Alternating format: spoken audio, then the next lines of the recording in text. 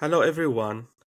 Thank you for joining this episode of Kaffee and Kuchen with Internationals podcast in Germany. We tell stories about internationals who come and settle and live here in Germany and have a beautiful life. We have now today a very special guest, Joe Bauer. Thank you, Joe, very much for joining us today. No, thanks for having me, Mohammed. I'm excited to finally be doing this. Yeah, sure. I will tell a little background about Joe before we go into details about his life. So Joe is American. He moved to Germany um, about 8 years ago. He's now a German citizen. We will talk about first his move from the US to Germany, his path to getting the German citizenship, and what's very spectacular about his journey is that he is a traveler and runner. He runs across the world, visits many countries around the world. So I have the list here. You visited France, Estonia, Ireland, Poland, Kenya, Switzerland, Turkey. So you did a lot of visits. You explore places that not a lot of people go. So not just touristic places in these countries, but you go behind this to interesting things. And you are very focused also on food. So you love food. You love making food and exploring foods of different cultures. Um, so this will be interesting topics. Of course, the timestamps of everything will be in the description below. Joe also has a YouTube channel where he records everything he does from his travels, his exploration, and I am personally a subscriber to his YouTube channel, and I find the content very, very fascinating. It is recommended for anyone who loves traveling, loves exploring, and loves seeing the world with the eyes of Joe. Again, thank you, Joe, for joining us today. Oh, thanks. That was you did your research. Well done. Yeah, yeah. So, Joe, because we are very focused on internationals who move to Germany, we will start our podcast today from the moment you actually moved to Europe. hmm So you graduated from the University of Miami in the US, but you chose not just to live the normal American dream of any American guy, to have hmm a job in corporate America, buy a house, have a life there. Just the normal American dream that we see in TV. I'm not American myself, so what we see in the TV, this is the American dream. Have a degree, work Yeah. in corporate America, have a family, buy a house, and just do this. You have a different path in life. So why didn't you just be another American guy? Tell us, please. Sure. So I don't. There wasn't like a specific moment in which I was like, nah, I don't want to do that. And there was Mm, probably a long time in my early adulthood. Like I know they say like 18 is technically an adult, but like I swear I didn't like fully mature until 35. okay. So I still kind of think of myself as a dumb kid in my Mm, college years and the immediate years after that. But yeah, so I went to college at Miami University in Ohio, and there was I don't remember exactly when, if it was during college or after, but there was still a part where there was still a period in which I remember I was back in my hometown in Menor, Ohio, a suburb outside of Cleveland, where I was driving to lacrosse. It must have been still in high school. I was driving to lacrosse practice, mm, and I kind of just had this picture in my head of like, yeah, I'll live in Menor. I'll be a coach for the lacrosse team eventually, and that'll just be my life, and I'll be here. And I didn't think of that as a positive or negative, just was gonna be that way. And I'll give the caveat to like anything I say, because for some people it could be like sensitive thing. Like I'm not saying one is better than the other. I talk about this with people all the time, that for people who do want to go after the American dream, and there are certainly still lots of immigrants around the world who do go to the US because they want that. mm, God bless you. Like that's I not one is not better than the other. But during college, it was going into my senior year, I had the thought that I had not traveled overseas, because mm, in the US it's pretty common, or at least there's the option in college to study abroad. My brother had studied abroad in Costa Rica during that period. It was 2008, so or leading up to the 2008 Beijing Olympics. mm, So that was in the news. Tibet was in the news, and I just got really interested in the history of Tibet. So, try to make a long story short, I ended up joining a study abroad program for the summer to go to Dharamsala, India, and live on a Tibetan campus where the Tibetan government in exile is. I Mm, filmed the trip. I turned it into like a little film that I went into some. Oh yeah, it was like Norway's Human Rights, Human Wrongs Film Festival, and that's definitely where I got like the travel bug because that was my first mm, time truly overseas. I had been over the Canadian border and been to mm, Guelph, Ontario, for my older brother's tournament team baseball games, but mm, what not really a huge culture shock going to mm, Guelph, Ontario, to be honest. So yeah, that was where I kind of got the bug, and then I moved to Chicago right after university, and I've only had one in the U.S. I've only had one like quote unquote normal job, and it wasn't in Chicago. I was working as a personal trainer, worked at a gym. I was involved in the improv comedy scene a little bit, and if you're from the US, you might know. If you're not, there's no reason you would know this, but Chicago is kind of like the lower level league of Saturday Night Live, if people mm, know that, like a very popular comedy show that's based in New York City. A lot of people would have studied or performed in Chicago first. So I was doing that for a little bit. But then I did move back to my hometown of Cleveland for a quote unquote normal job. And that was the only mm, time that I was like, I did move closer to my job eventually, but I was living with my parents while I got settled and doing the long car commute that you probably see in the American movies that you were mm, referencing. And I just felt like physically I didn't feel good because I was in the mm, car so much. I knew I didn't like cars necessarily. mm, And I love Cleveland. I still love Cleveland, and I loved living there. But once I started having the opportunity to travel overseas, which during that time I saved a little money, I went to Ireland. My wife and I got married. We went to Switzerland as kind of like an engagement trip that we did after we got engaged. And then being over there and just seeing that the world is truly different, like for mm, better or worse, or not, no opinion, just neutral. Switzerland, neutral. Didn't mean to do that. And we could take the train everywhere, and I just loved it. I just loved that mm, like you didn't need a car. Everywhere was accessible. Nature, cities, it didn't matter. So that always kind of stayed in the back of my mind. I was also very interested in family history and genealogy. mm. My surname is Swiss German. It comes from my great Okay. great grandfather, Mm, who immigrated to the U.S. But just moving immediately to Europe wasn't financially viable for us, and also, as you probably know, because you said that you're from Egypt, anybody who is not an EU citizen is like a third state. yes, So true. you need like a visa or work permissions and these things. It's more challenging than if you're already an EU citizen. So I went to graduate school in Costa Rica. That Mm, was our first time truly living overseas and absolutely love that. But still, in my heart of hearts, I wanted to try this experience of living somewhere on the European continent where, mm, I know on social media, Americans get dragged on like threads, especially for saying I'm going to Europe when they mean a specific country. I mm, was open to the whole continent for the most part. And I do think Europe has some unifying characteristics, mm. just as the same way that I know the US is a country, Europe's a continent. So, hold your horses, people. But but the US culturally, as I'm sure is Mm, the same with other very geographically large countries, is culturally different the farther away you get from different people. mm, But there are still some unifying characteristics. And I think the same for European countries where, of course, Italy and Norway are culturally different, but mm, there is still way better public transportation in Norway and Italy than just about anywhere you'll find in the US. So mm, I was really wanting to just try that at some point in my life. Luckily, my wife was on board.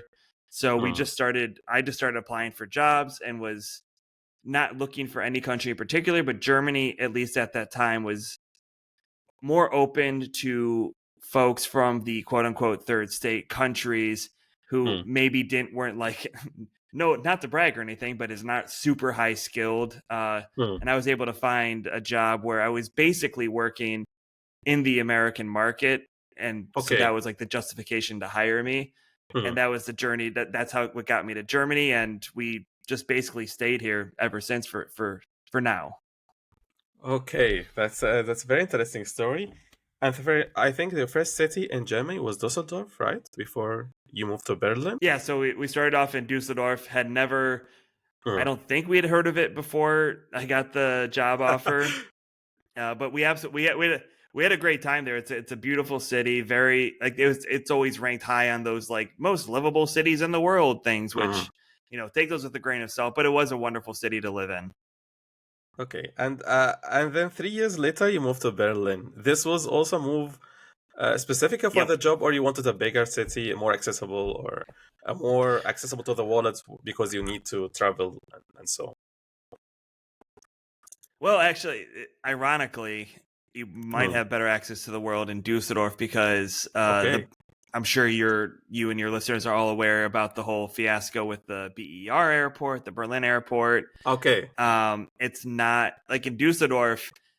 I don't know off the top of my head if Dusseldorf's airport is, more of a hub than Berlin. I wouldn't be Mm. surprised if it is, but even Mm. so, we were also like an hour direct train ride away from the Frankfurt airport, which is certainly Mm. a bigger airport with much Sure. more options. And then, of course, with Dusseldorf, you're right on the border with the Mm. Netherlands, Belgium, France, Luxembourg.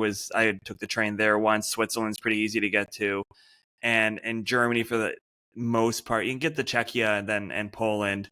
Mm. But I do think there are actually more options in Dusseldorf. Mm. But for Berlin, I there's obviously exceptions, and I know you're in Hamburg and your team's in Hamburg, but I think Mm. there is kind of like a big sucking vacuum funnel of immigrants from you might land elsewhere in Germany, but at some point Berlin is going to suck you in. And I, Mm. I think that's kind of what happened to us. Where Okay. I speak German, Mm. but I've never gotten to the point where like I want to speak it in my job like 100% of Mm. the time. And for getting a job, English speaking company, Berlin just had loads of those. So my wife and I both felt that we were kind of ready to move on from the jobs we had in Dusseldorf, her especially. And there's not as many opportunities for English first Mm. companies in Dusseldorf as there are in Berlin. So we just started looking, and it was basically whoever gets the first bite will go. Mm. But it was still a little bit like choosing Germany. It's not like we like had this yearning desire to move to Germany or had this yearning desire to move to Berlin. It's just kind of what happened. But Mm. we have, just the same with Germany. We've come to really love Germany. We've also come to really love Berlin. Yeah, that's great. And speaking of the English language in Berlin, most of our guests and also viewers, they say that in Berlin you can get caught in an international bubble. For you, maybe an American bubble where you speak English all the time because a lot of places in Berlin, in cafes and restaurants, and so they speak English. They understand English very well. You can meet a lot of internationals. You don't have necessary um, to know a lot of Germans themselves because you are surrounded with internationals all over Berlin. So, did you get caught in this international bubble? Did you love it? What's your experience about that?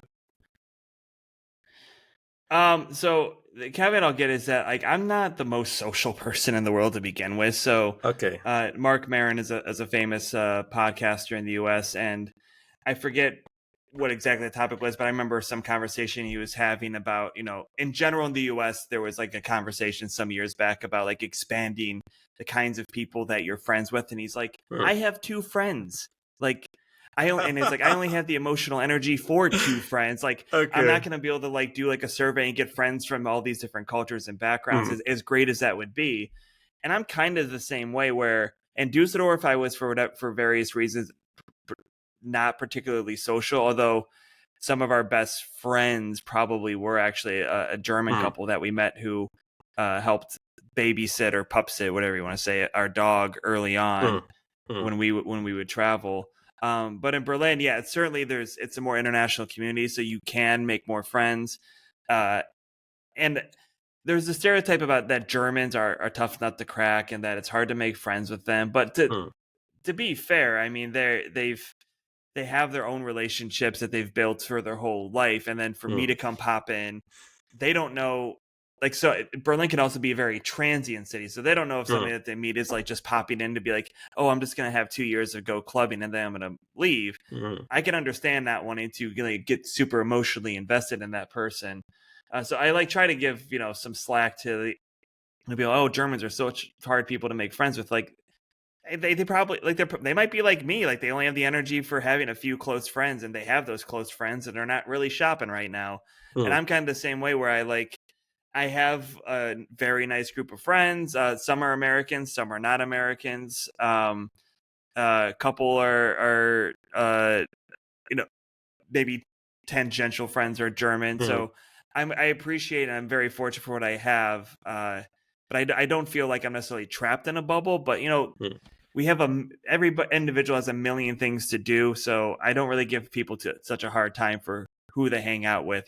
There's so many worse things happening in the world than worrying about like, oh, am mm. I in a bubble, international friend bubble or not? I mean, whatever makes you happy, as long as you have some relationships. Yes, Joe. Now we go to the to your journey towards naturalization in Germany. So you get last year your German nationality, and I think for Yep. this you had to learn, of course, the German language. So did you learn after you arrived in Germany, or did you have experience with the German language before you actually came to Germany?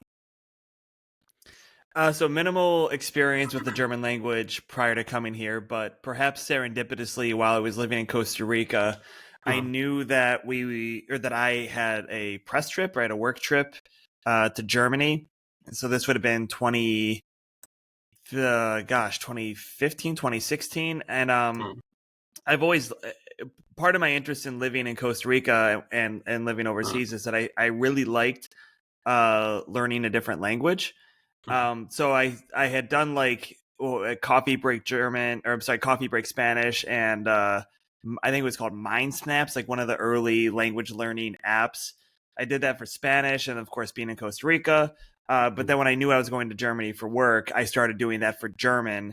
So I at least started getting to some kind of practice. I remember listening to the podcast Coffee Break German while during my little bus commute from the town we lived in, Ciudad Colon in Costa Rica, up to my graduate school campus. So I traveled to Germany for work. I was in mm, where did I go? I think Hamburg, Frankfurt, and Berlin.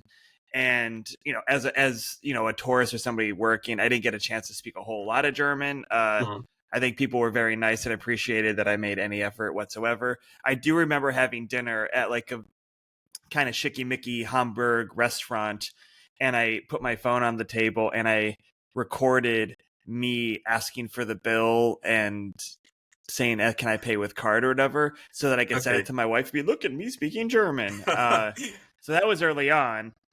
But Mm, then once we knew we were going to move here, I mm, dove in with things like Babbel, which of course I later learned is a Berlin company, mm, Duolingo, just anything that I could use to start familiarizing myself with German. I was listening to German music, and I was lucky that my employer offered, like, they had a German teacher come in and offered classes up to, I want to say, B1, which of course is the minimum you need mm, for permanent residency and citizenship. But then after that, I did continue on my own at another class while I still lived in Dusseldorf. And then ever since then, I kind of have like a love hate relationship with German, as I'm sure most immigrants do. I go through phases where I'm like, I'm going to master this language and make it truly my second yeah, tongue. And I'll yeah. read books in German. I'll make part of my morning routine reading German Mm, language news. And then I'll have like a bad day and be like, I can't speak at all. I'm just done with this language. I've got the minimum I need for citizenship. Who gives a shit? But I ultimately I am happy with my German. And I one of my side jobs when I first moved here was some journalism, some writing. I wrote for the Jewish Telegraphic Agency for a while, which mm, is basically like AP News or something like that, like for Jewish news around the world. And that required me to do interviews in German sometimes.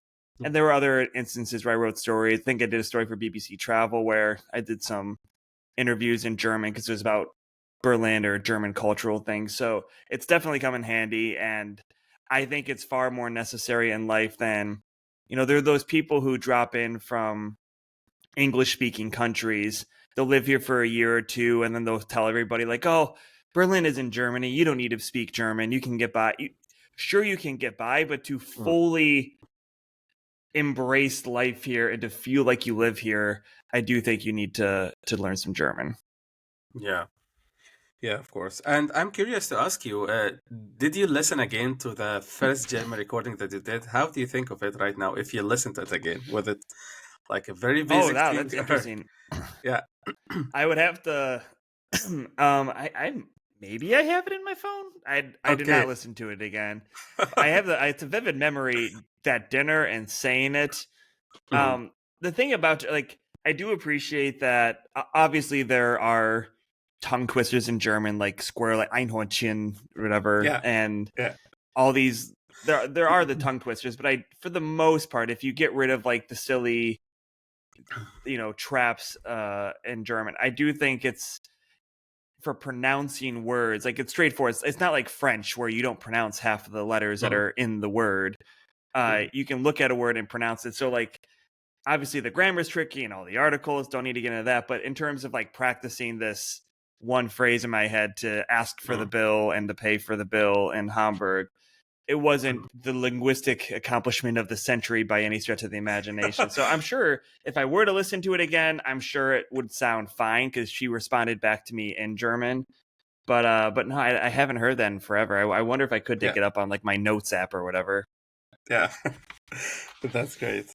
Okay, and now we go to the interesting part about you, that it is your passion and also part of your job is to travel around the world in Europe, outside Europe, in Asia, Africa. I think also in South America you did some travels. Um, so can you tell us more about your passion, what you love, why in particular you love exploring the world? And you don't just go to visit as a normal tourist. So you don't go to Paris, for example, and just go to the Eiffel Tower and take a photo. No, you go to places that normally not a lot of people go. You are around yourself Yeah, and your wife. So can you tell us more about your hobbies and your work in this direction? sure. There's a lot there. So just in general, Mm, since I got interested in traveling and living in Central America, mm, I've been interested in traveling in lesser visited places, put it that way. mm, Because when we lived in Costa Rica, I remember we planned a trip to El Salvador and Guatemala.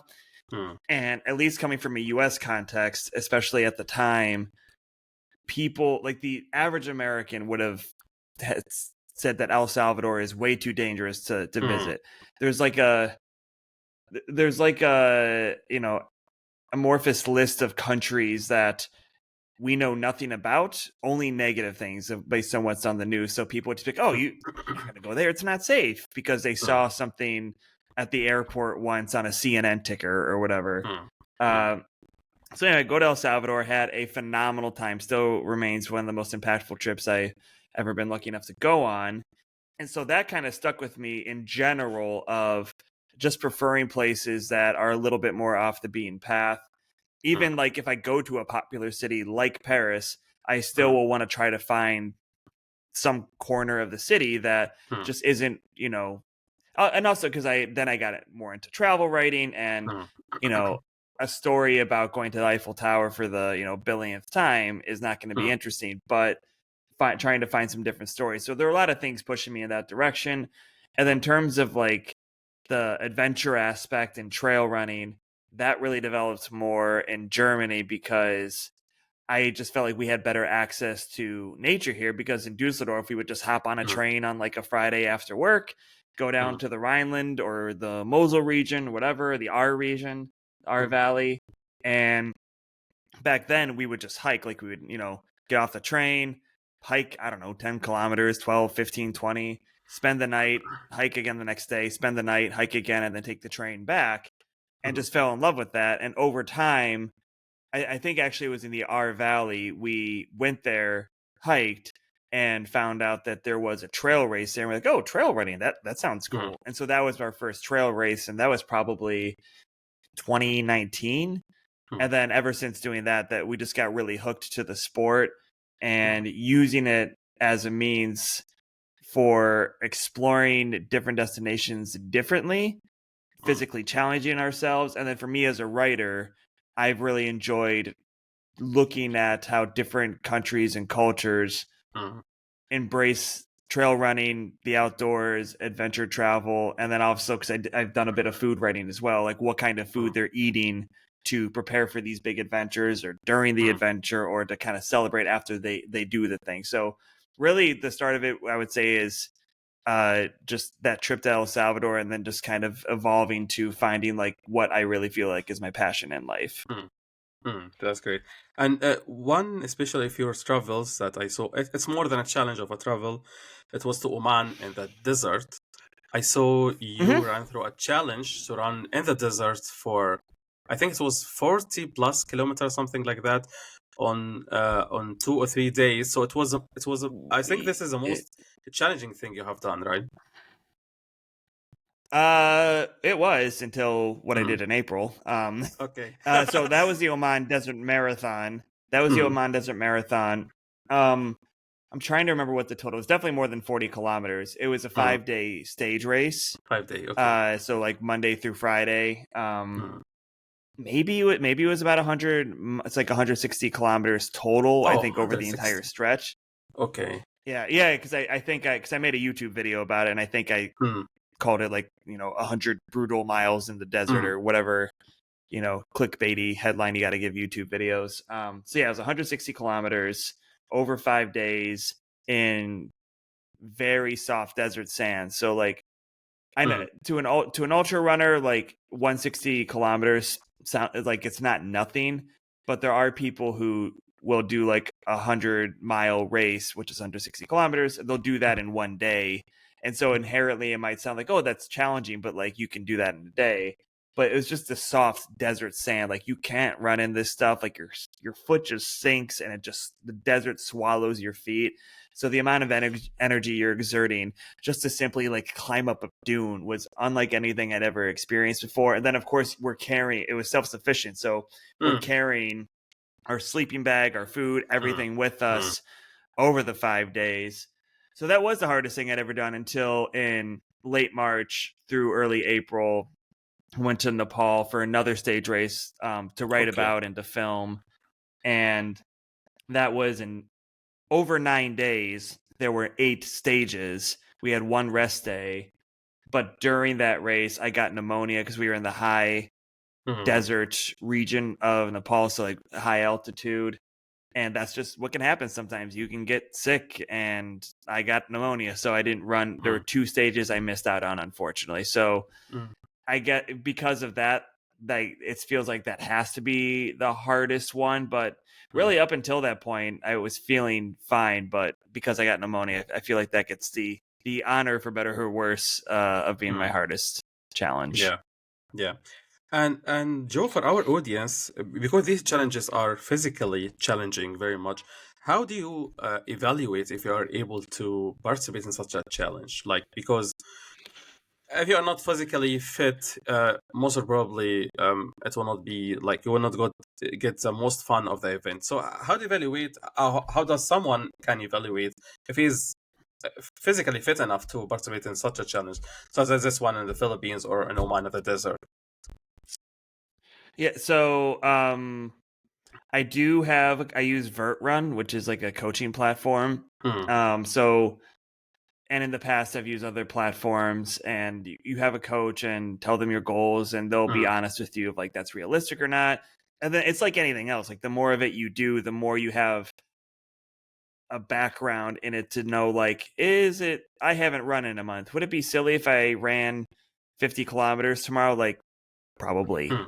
Mm. And I have had some running related injuries to know like how you could be feeling, great 1 minute, and then the next suddenly you're like, wow, what is that? That hurts. So there's really no 100% Mm. bulletproof way to know that like you're ready for something, Mm. but to just train smart and increase your distance gradually. The rule of thumb is don't Mm. run more than 10% of the kilometers you ran the week before as you increase your like weekly distance. But there's Okay. even newer research where some are saying that no, you should increase it even more gradually and do 5% more than the Mm, previous week. And mm, everybody's different. Genetics play a role. Like there are people who just seem to be genetic freaks and they can, run several ultra marathons in the span of, a month, 2 months, 3 months.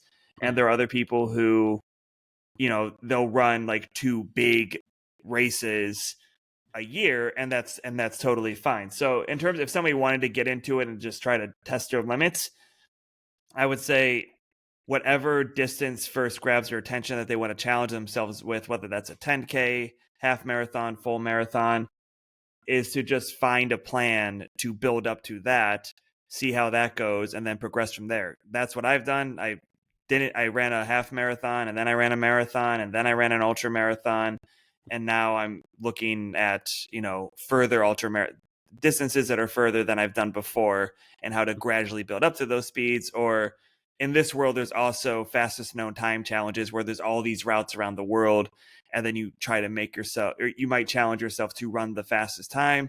For example, last April, and I made a YouTube video about this, I ran this route around the Ringbahn in Berlin to do the fastest snow time there, and turned that into a film about the run, but also about the history of the Ringbahn, because I just thought it was interesting. mm. And so these are also things that I'm looking into as well. Yeah, that's great. And also on your website, you have written a book. It's an ebook, so it is published online. The name is the Off the Beaten Path.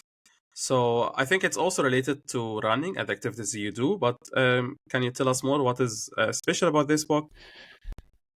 Sure, it's an ebook about off the beaten path travel in Germany specifically. So Hmm, I just pull off of my own travels and places that I really like in Germany, that are, as the title says, a bit more off the beaten path. hmm, It's not running specific, but I it's how I like to travel. So I prefer traveling by public transportation, train, hmm, and hmm. excuse me, by train.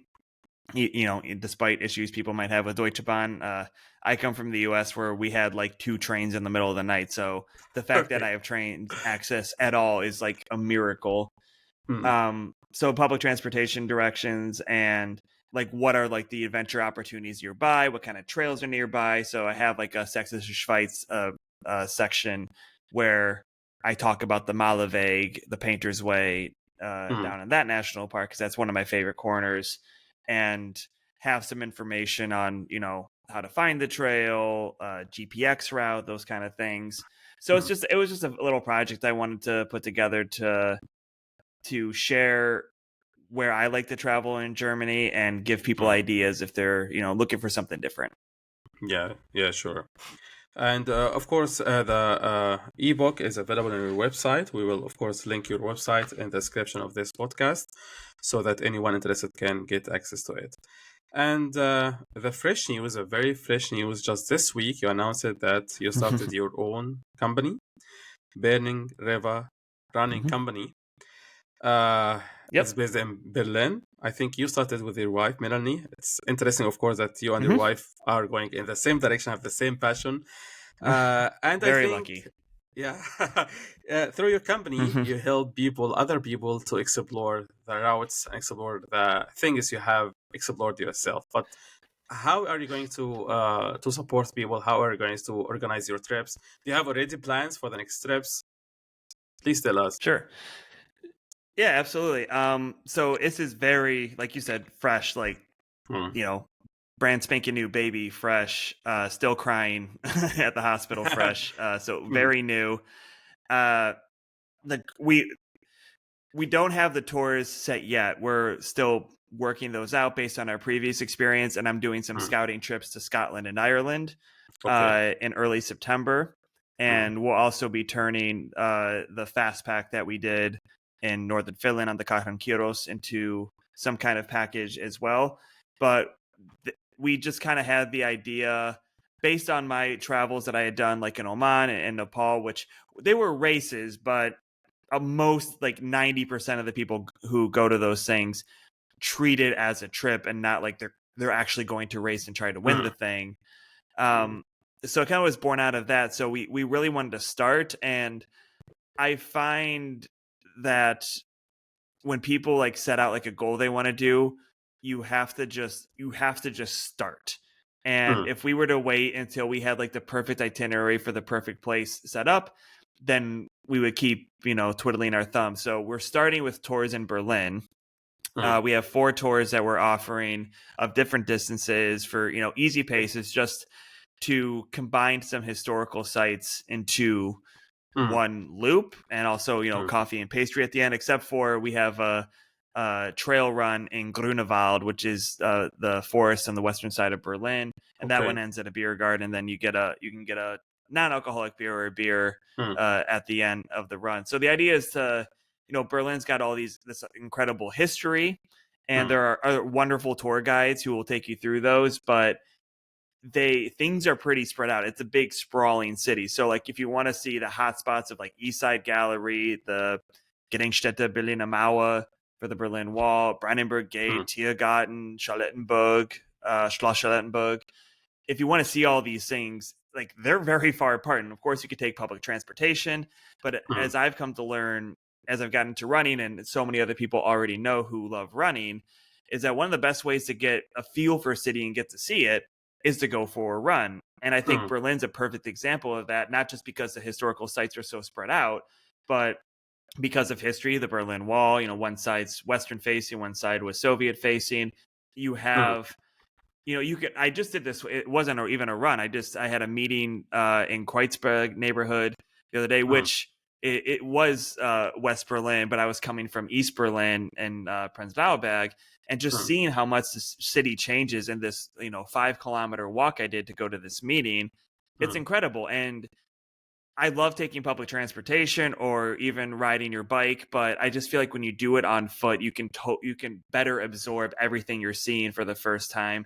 And then mm, doing it with us will give you, the big history that, people come for, and also maybe lesser known interesting history along the way. So that's what we're starting off with. But like I said, I'm going to be going to Scotland and Ireland in early September to mm, review some routes that we would like to package those. I'm also working on some of the routes that are in the ebook that you mentioned, the mm, Mosel region, like some of those trails that I really like, the Arsteig, the Moselsteig. How can we package those for travelers? We of course we take requests. Like if somebody reaches out and says, "Hey, I want to do this trip," we mm, can, I either host that trip for them if they want, to just mm, have their hands completely free, mm. or for example, I have a call coming up where I'm helping plan a trip to Japan based on the Okay. Ninja Trail run that I did last year. Mm, Somebody, saw our work and said, "Hey, I'm gonna go. I want to go run this race in Japan." But of course, there's a hurdle of different language and mm, how do you make contacts there. So we're going to be putting together that itinerary for them. We won't be. I wish I could go. I wish I could like host it in person, but mm, maybe in the future I would love to do some tours in Japan because it's such a beautiful place to do some trail running or to hike. But that's like a smaller version of what we can do. If somebody has seen someplace that I've been or that we've been through the YouTube mm, videos or whatever, or just following our work, or just trust our ability to be able to package something even if we haven't been there, we offer various custom tour packages to help people figure out how they're going to get to where they're going, where they're going to stay, transportation, mm, uh, food. If we're vegetarian and prefer to eat at like vegan restaurants when we travel, so we can also tap into that knowledge of places we've been, and so we'll package that up for people as well. Because something we've also realized is that some of the things that could become second nature to us when we're traveling, like, oh, train canceled, or rebook it, or mm. any number of things go wrong when you're traveling. How to fix those things is second nature Of to us. course. But for folks who maybe don't have the opportunity to travel as much, or it's just not something they've been able to do, that it Mm, can set people into a panic and or really stress them out. Whereas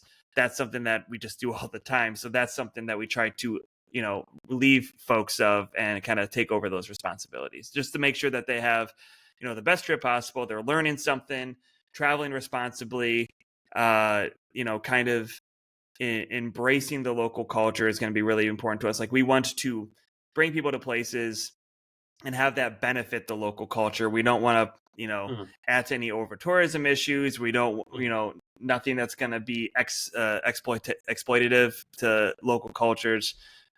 Really, the idea is that you're traveling with your local run club and those like-minded people that you love, and you're traveling with people like that in just some other place in the world. Yeah, that's great. Best of luck, Joe. And of course, as you Thank said, you. Appreciate it. you can help people travel to any of the locations you did. And if you did 50 plus countries already, so I think you covered most of the world. And for all our listeners, I think you will definitely find something interesting in Joe's travels. You can check, of course, in his YouTube channel. Thank you, Joe, very much. I had really Thanks great for fun having talking me. to you today. Thank you. Okay. And Appreciate it. best of Thanks, luck Mohammed. again in your company and your endeavors. Thanks very much. Appreciate it. Thank you. And for our listeners, thank you very much. And see you in the next episode.